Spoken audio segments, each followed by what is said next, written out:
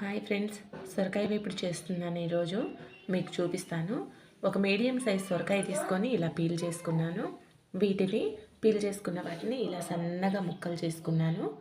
సన్నగా ముక్కలు చేసుకున్నాక ఇప్పుడు పోపుకి ఆయిల్ పోసుకుంటున్నానండి. ఆయిల్ చూడండి, ఆయిల్ చాలా సరిపోతుందండి. ఒక 2-3 టేబుల్ స్పూన్స్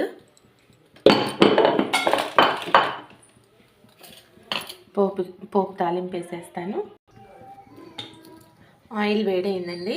దీంట్లో పోపు దినుసులు వేసేస్తున్నాను.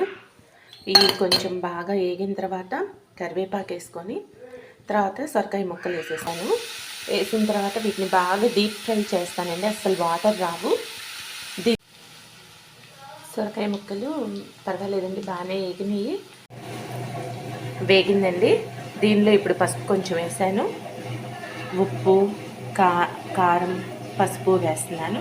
వేసి ఇప్పుడు ఒకసారి తిప్పి ఒక 2 నిమిషాలు ఉంచుకొని ఇంకా స్టవ్ ఆఫ్ చేసుకోవడమే. ఇప్పుడు ఉప్పు, కారం, పసుపు వేసిన తర్వాత ఒకసారి ఇలా కలుపుకున్నానండి. మీ ఇంట్లో మీ పిల్లలు సొరకాయ కూర తినరా?